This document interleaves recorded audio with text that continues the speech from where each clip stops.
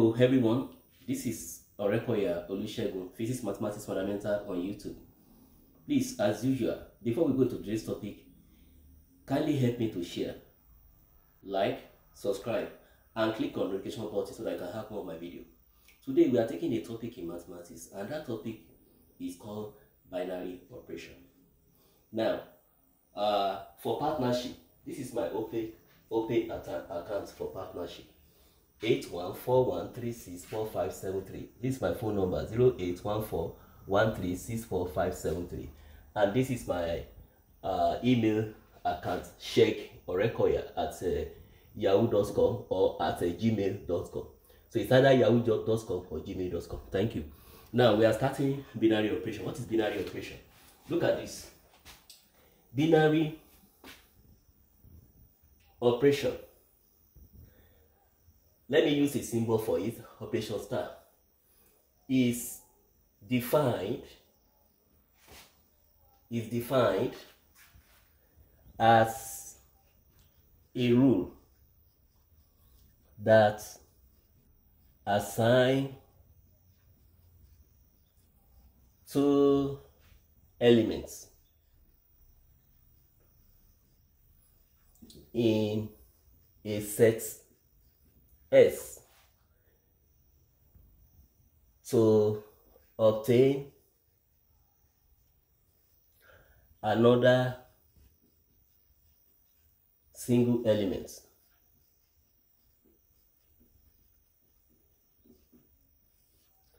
that also belongs to sets S. Now, what do I mean by that is this. Let me say I have set S to be written this way. Let's say I have a B, C. Let me take it like that. Now, A is an element of set S. B is also an element of set S. So also C is an element of set S. So I can say A, B, C, element of set S. Now, if I want to combine any two of these elements in this set S, I can say A operation B. Now, so far I'm given another element that belongs to set S. Let's say element C. We say this particular operation is called a binary operation. Now, what is a set? Let me define a set. A set is defined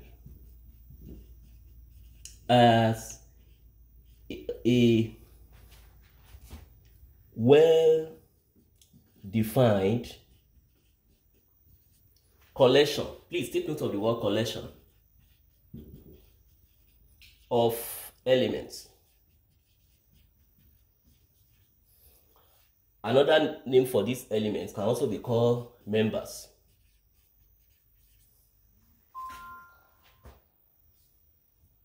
of the set. That's the definition of a set. Now, let's go back to this binary operation that we are talking about. Let me say I have set S. I have set S as this 3, 4, 10, 7. I have let me say like this now. I have this set now.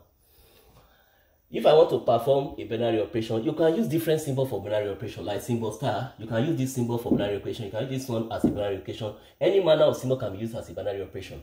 Let me say I want to perform operation addition, that is positive. I can put it as 3 plus 4. I have 7, which belong to this set. Now, if I have 4 plus 10, you can see that this is 14, and 14 does not belong to this set. 14, not elements of set S. So we say this particular operation plus is not close under this particular set of condition for this set. These elements now that we have, when we combine them, we're supposed to have the same elements. Anytime we combine them, we want to have elements that belong to the same set. Like this 49 is not belong to this set. Now, but if I have a set like S is equal to set 3, 4, 7, 10.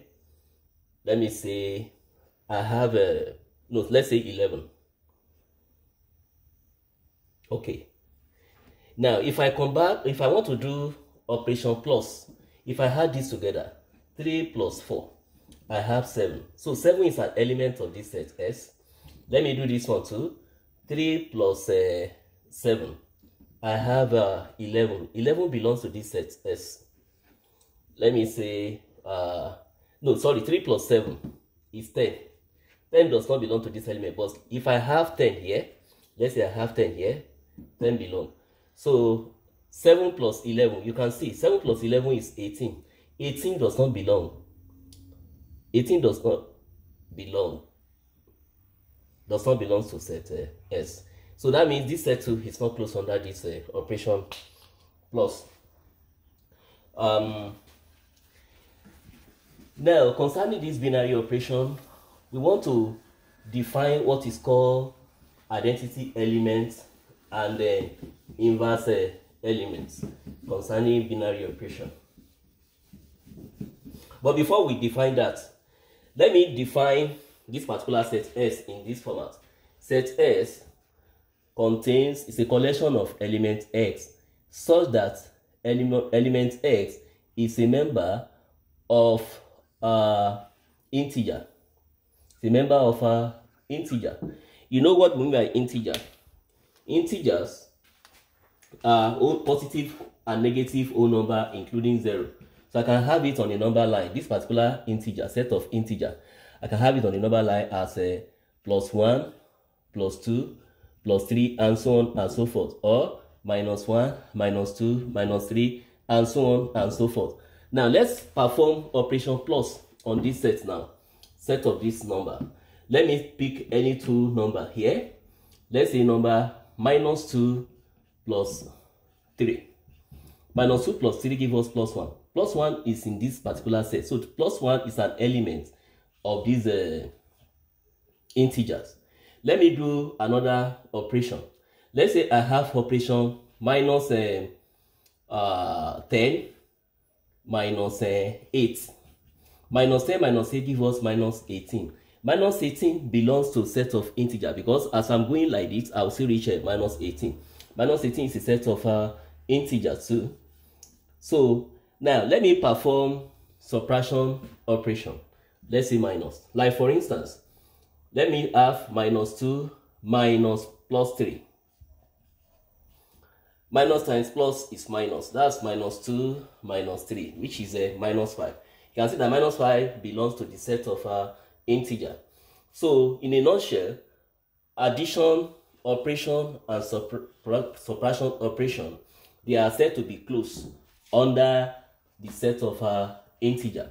Now let's try multiplication and addition. Like for instance, the multiplication operation is this. I will pick any two elements in this set of integer. Let me pick element -4, then times +5. Minus times plus, that's minus. 5 times 4, 20. 20 is an element of integer. Let me try -4 times -4. Minus times minus plus. 4 times 4, 16. 16 is also an element of integer. So 16 can be found on this particular number line. So in a nutshell, addition, subtraction, and multiplication, they are binary operations that are close under the set of integer. Now let's try binary operation division. Let me write 3 divided by 6. You know 3 divided by 6 is 3/6, which is 1/2. 1/2 is a fraction which does not belong to set of integer. So therefore, binary operation plus, minus, times are said to be closed under the sets of integer, but division operation is not close. It's not close in the sense that the elements after performing division operation, they are not present in the set of integer. Now, this takes us to what is called inverse elements and identity elements, which I want to do now. Inverse and identity elements. Now, let me give us an idea of inverse. And like for instance, if I write 5, additive, okay, let me start with additive inverse. Additive inverse. Additive inverse. Additive inverse. Now, inverse of plus 5 is minus 5. Inverse of minus 5 is plus 5. You can see now. Now, if you put these two inverses together, plus 5 minus 5, it will give us 0. Now, you can see, let's pick another number. Let's say minus 1 all over 6. The inverse of minus 1 over 6 is plus 1 over 6. When you put them together, it will give you 0. So, we can say that 0 is additive inverse of real numbers.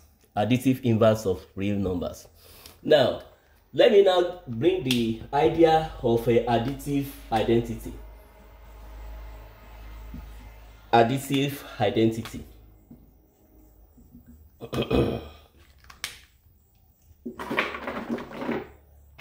Additive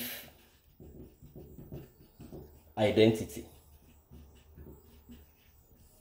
Now, if you had 5, the additive inverse is not 0. Sorry, the additive inverse is not 0. The additive inverse of plus 5 is minus 5. The additive inverse of 1 over 6 is minus 1 over 6. So this 0 is additive. That will be additive identity. Additive identity is the element obtained when we put a number and its inverse. We combine them together through binary operation. Now, additive identity, like when I have 5 plus 0, I'm going to have plus 5. If I have minus 5 plus 0, I'm still going to have minus 5. So this 0 that when you combine with any number, give you that number back, is called additive element. Additive element. Or additive identity. So, in general, if we are defining inverse elements and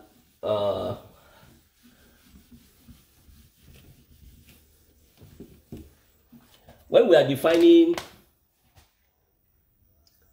inverse elements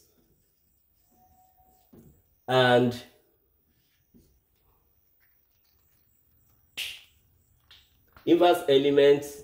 then identity elements.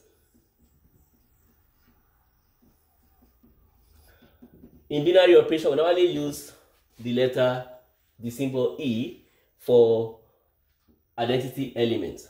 And we normally use, for the inverse element, let me say s raised to power minus 1. We normally use that in a binary operation.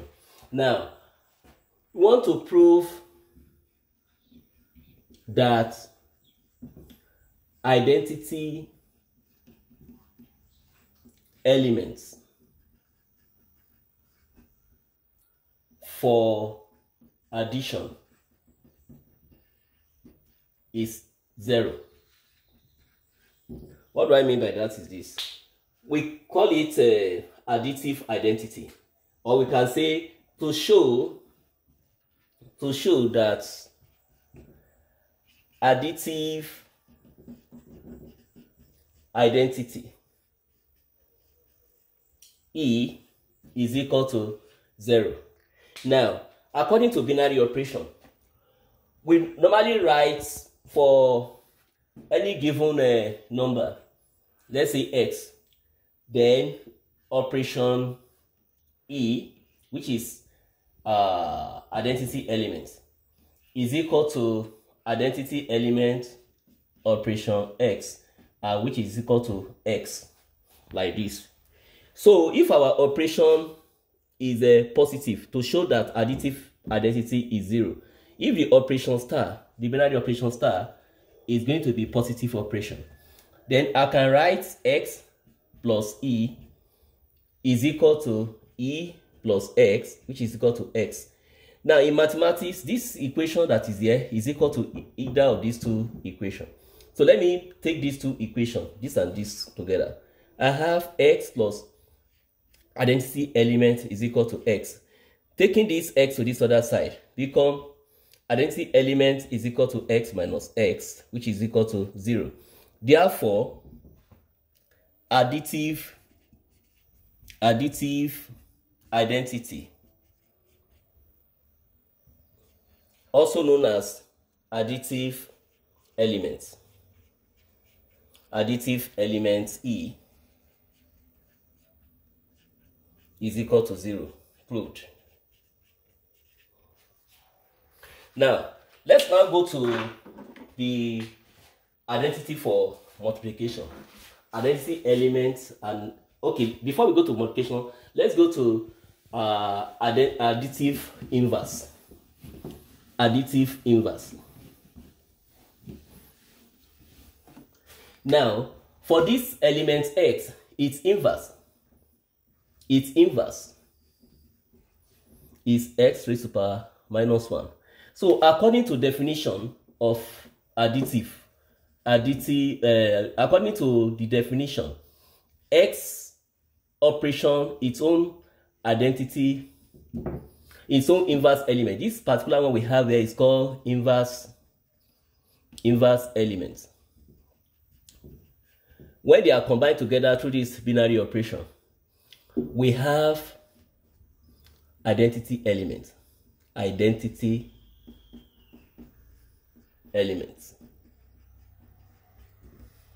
So that's it. Now,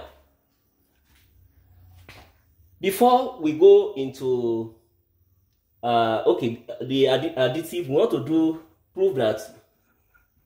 prove the additive inverse.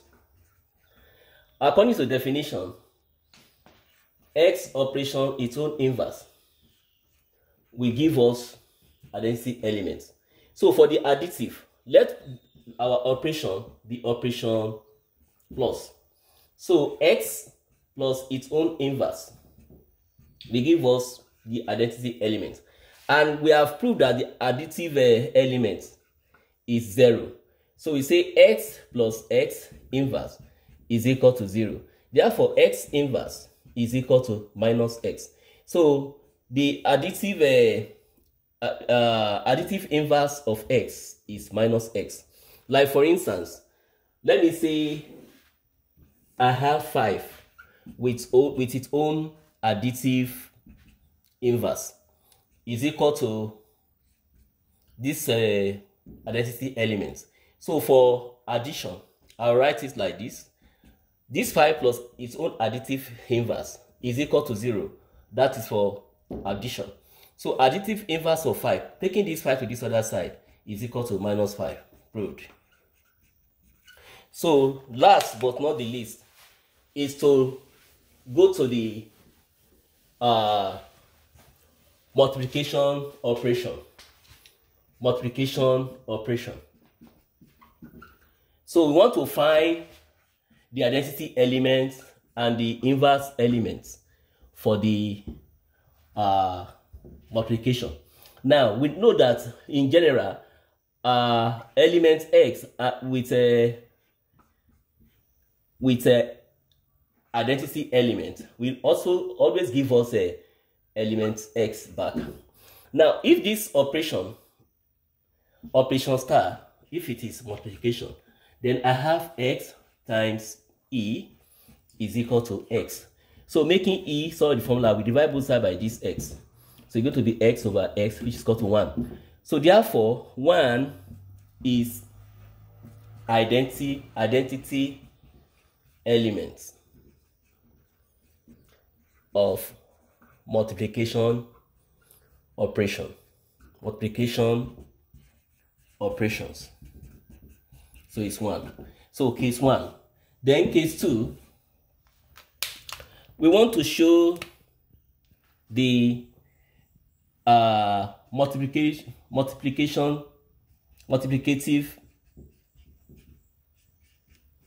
inverse. So for this element x, operation x inverse, it always gives us the identity element. Now we have proved that the identity element for multiplication is 1, so I will put 1 here. So x operation x inverse is equal to 1. Now for multiplication, for when the operation turns to multiplication, I put multiplication here. So x times x inverse is equal to 1. So we make this x inverse subject to the formula by dividing both sides by x. So x inverse will now be 1 all over x. For instance, let's take 5. Operation inverse of this 5 is equal to e, like I did here. So I have 5 times 5, inverse of 5, which is e, and our e has been proved to be 1 over x. That is 1 over x. So, and then 1 over x means 1 over 5. So the inverse that I have here now will be 1 all over 5. We make it solve the formula. Divide both sides by this, divided by 5 will give us, you can see, the identity element for multiplication is 1. So we make x inverse of the formula is going to be 1 over 5. So the inverse of 5 is 1 over 5. And when we combine these two together, if I substitute this here, it gives us 1. So 5 times 1 over 5, which is equal to 1, which is the multiplicative identity. So this is multiplicative inverse of 5. This is the multiplicative identity of multiplication operation. So thank you so much for having your time. Once again, do not forget to like, share, subscribe, and click on the notification button to have more of my video. Have a nice day. Bye.